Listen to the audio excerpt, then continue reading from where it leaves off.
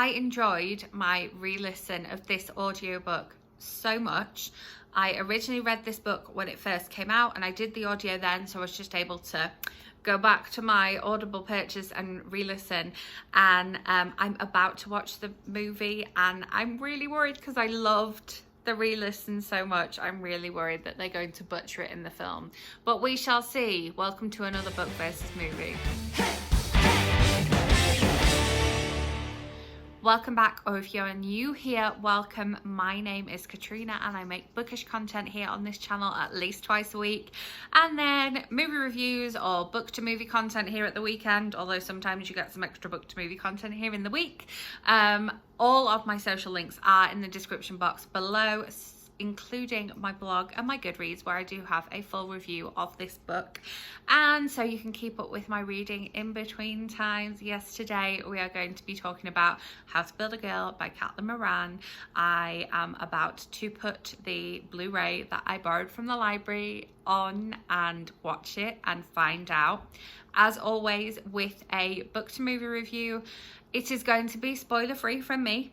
And I completely understand when an author's work is turned into a movie, they sign away those rights and it could be completely different.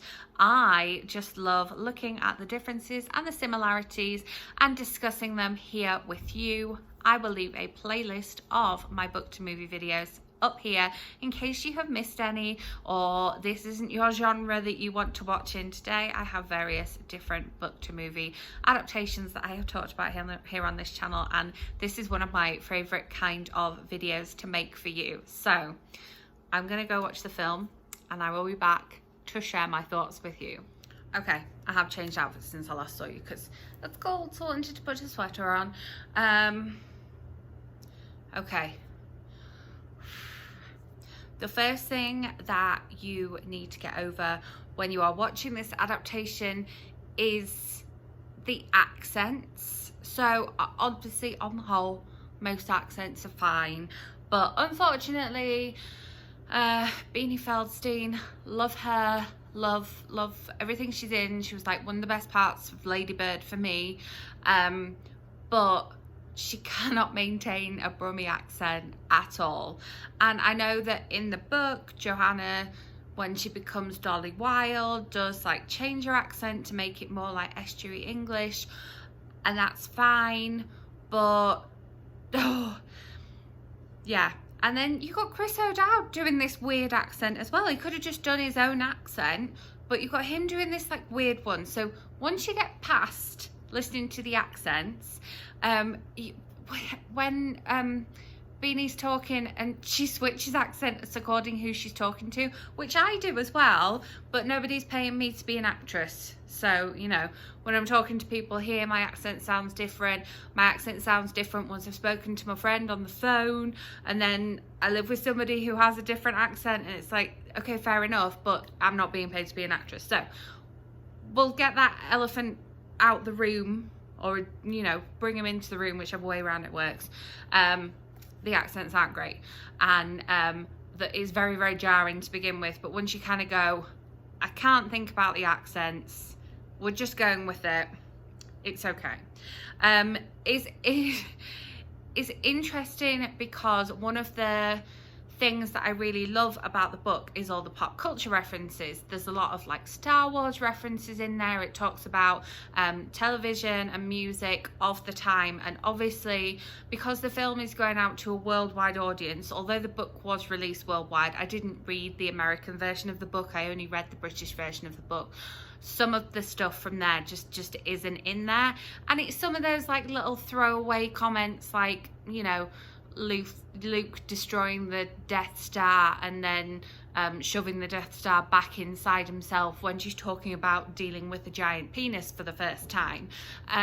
Little like moments like that wouldn't necessarily be in the film, but the moment where they're talking about TV and talking about politics, I really like that part of the book, and it's not going to work for a worldwide audience. It's not going to work for a sort of wider film release, and so I understand why they haven't put that in there, but it is one of my favorite parts of the book, the little throwaway pop culture references. I love the fact that we have spitting image referenced in there, and so that obviously is missing in the film. I would say that we've got a better brother-sister relationship between Chrissy and Johanna / Dolly. For the film, it really works well if she's got an ally with Chrissy, whereas in the book I would say that they have more of a traditional brother-sister love-hate relationship, in that they kind of love to hate each other and they're not particularly nice to each other, whereas he's much more accommodating with her and much more kind of like honest with her. They have much more of a friendship in the film, so that was an interesting difference, but I think it works for the film, whereas them being a lot more like hostile with one another definitely works for the book. Let me see. In terms of like dialogue, there are a lot of things that she says in the film that are direct quotes from the book, and in particular John Kite, the character from the book, his dialogue is basically word for word. The first time we meet him is the exact same setup, and he basically says the exact same lines as he does in the book, and so I like the fact that we've kind of kept it closer to that. There's a big difference with there's a couple of big differences with the whole kind of evolution, coming of age of Johanna / Dolly, because obviously the book has a lot of sex in it. It's got masturbation, it's got fantasies, it's got her, yes, having sex with giant penises, and just, yeah, a lot of sex. There's a scene where she gets cystitis, and it's a very touching scene, that one. I really enjoy that scene. And obviously, for you know, obvious film release reasons, most of that is left out of the film. And again, this isn't a spoiler, it's just the fact that the film is a lot tamer than the book in terms of openly talking about sex. She does still mention the, you know, the small amount of sex that she does have, but we don't see, you know, her kind of wanking while her brother's in the same room, which we have in the book. Again, not a spoiler, it's basically the first scene in the book, and so that was interesting. And also in terms of her coming of age, she kind of, we see a lot of her going to school and having a relationship with her English teacher in the movie, whereas in the book that just isn't a thing. And it's interesting that they've kind of replaced her going and having sex with lots of people and having a lot of sex with herself, with her being all wholesome and going to school and taking on the advice of her teacher. That was a really interesting development. And then she does a bit of a monologue to camera in the movie that she does not do in the book. The book is narrated by her, so the whole thing is a monologue, and the film to a certain extent is narrated by her as well, but there's this one particular moment where she talks to camera, and that is to do with her coming of age, and it kind of like sums up a lot of the little scenes that were lost from the book, is all kind of summed up in her speech, so they've just dealt with it in a different way.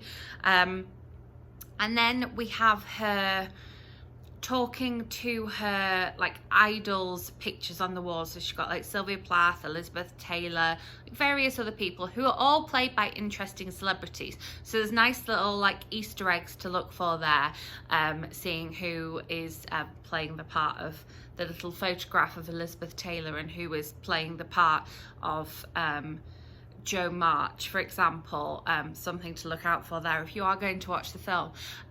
But in the book, obviously, because it's written basically in the first person, she's talking to us as readers all the time, and she can kind of discuss her thoughts and think out loud with us whilst thinking about, you know, the sexual fantasies that we don't have in the film. And so in a way, she kind of has to talk to those idols, actually physically talk to them in the film. It was an interesting choice. Like, I liked it. It was just a departure from the book a little bit, but I did like it, and I liked the fact that, yeah, it was a bit of an Easter egg of like who the different people are playing the different pictures on the wall. There's quite a few famous faces in there, so definitely keep an eye out for that. And then we have the fact that it's kind of, the book is definitely like grittier in terms of her background and the fact that the family is on benefits. They've got these unexpected twins come along to take more money. The dad's claiming disability while still working, and in the book that's definitely made out to be kind of grimmer and grittier, but I don't know if that's because it's just kind of being a little bit more like British, and this is definitely for a worldwide release. However, the film does touch upon the fact that they have money issues and the DSS come round and they come to repossess the TV. Again, like, not really spoilers, they're not major plot points, but they're just things that happen. But when she has a sort of her transformation from Johanna to Dolly, it specifically says in the book that she goes and hits up some like jumble sales to get things to wear, and it shows that in the film. And I was really worried they weren't going to show that in the film, that she was just going to inexplicably be able to go and afford these things on the high street. It does have a moment where she takes some money from her brother. Well, he gives her the money, and she uses that to get the cosmetics, whereas in the book she steals the cosmetics. And again, we're going much more kind of family friendly, wholesome. This person's still getting the influence of education here. We're not nicking them from Boots. We're borrowing money to go and buy them from the corner shop. So that was definitely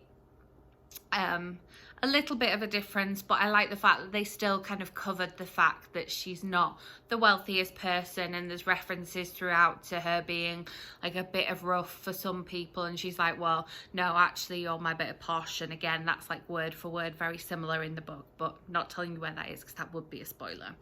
And yeah, so overall there are some similarities, but there are definitely some differences. I definitely prefer the book over the movie, but it was interesting seeing it being brought to life, and it was great having Beanie Feldstein on the screen because I love her.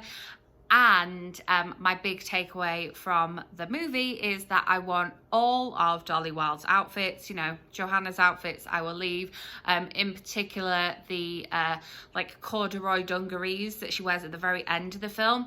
And speaking of her outfits, the evolution scene where she's found stuff in the jumble sale, she has the Doc Marten boots that are on the front cover of the original hardback book How to Build a Girl. So I really liked that callback. I thought that was a very nice detail to keep in there, because I don't think in the book it ever directly says that she's got these Doc Martens, whereas on the cover they're on there, and then they were there in the film, and we get the kind of almost like shot for shot thing. I can't find my copy of the book. I don't know if I lent it to someone.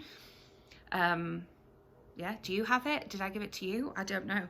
But yeah, overall, some major differences. I definitely prefer the book, but I really enjoyed the reread of the book for making this book versus movie for you. So thank you for allowing me to do that. If you enjoyed this video, give it a thumbs up. Let me know in the comments. As always, are there any other book to movie videos you would like me to make? I'm happy to read the book and watch the film, or book to series. And have you read How to Be a Girl? Are you a Caitlin Moran fan just like me? I really want to go and reread all of her writing now because I love her writing so much. So look out for my November TBR. There's definitely going to be some more Caitlin Moran on there.